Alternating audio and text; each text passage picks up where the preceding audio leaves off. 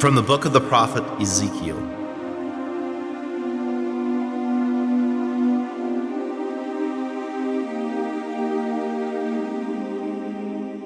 On the 5th day of the 6th month, in the 6th year, as I was sitting in my house and the elders of Judah sat before me, the hand of the Lord fell upon me there. I looked up and saw a form that looked like a man. Downward from what seemed to be his waist, there was fire. From his waist upward, there seemed to be a brightness like the sheen of electrum. He stretched out what appeared to be a hand and seized me by the hair of my head. Spirit lifted me up in the air and brought me in the divine visions to Jerusalem, to the entrance of the north gate, where stood the statue of a jealousy which stirs up jealousy. I saw there the glory of the God of Israel, like the vision I had seen in the plain. He said to me, "Son of man, look toward the north."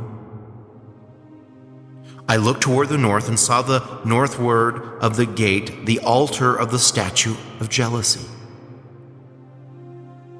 "Son of man," he asked me, "do you see what they are doing? Do you see the great abominations that the house of Israel is practicing here, so that I must depart from my sanctuary? But you shall see still greater abominations." Then he brought me into the inner court of the Lord's house. And there at the door of the Lord's temple, between the vestibule and the altar, were about 25 men with their backs to the Lord's temple and their faces toward the east. They were bowing down to the sun. "Do you see, Son of man?" he asked me. "Is it such a trivial matter for the house of Judah to do the abominable things they have done here? For they have filled the land with violence, and again they have provoked me, that now they must also put the branch to my nose.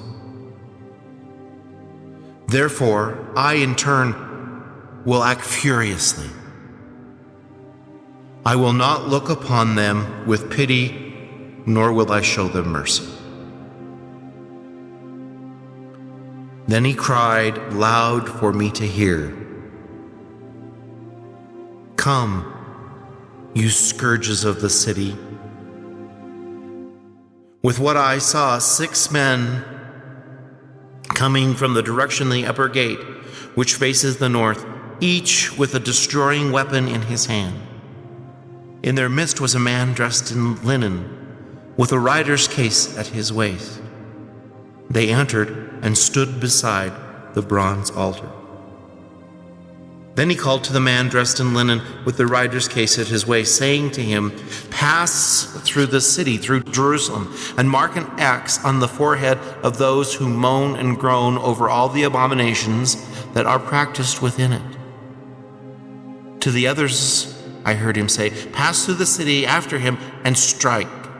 Do not look on them with pity, nor show any mercy. Old men, youths, and maidens, women and children, wipe them out. But do not touch any marked with the X. Begin at my sanctuary." So they began with the men, the elders, who were in front of the temple. "Defile the temple," he said to them, "and fill the courts with the slain. Then go out and strike in the city." As they began to strike, I was left alone. I fell prone, crying out, "Alas, Lord God, will you destroy all that is left of Israel when you pour out your fury on Jerusalem?" He answered me, "The sins of the house of Israel are great beyond measure, The land is filled with bloodshed, the city with lawlessness. They think that the Lord has forsaken the land, that he does not see them. I, however, will not look upon them with pity, no show any mercy. I will bring down their conduct upon their heads. Then I saw the man dressed in linen with the writing case at his waist make his report. I have done as you ordered.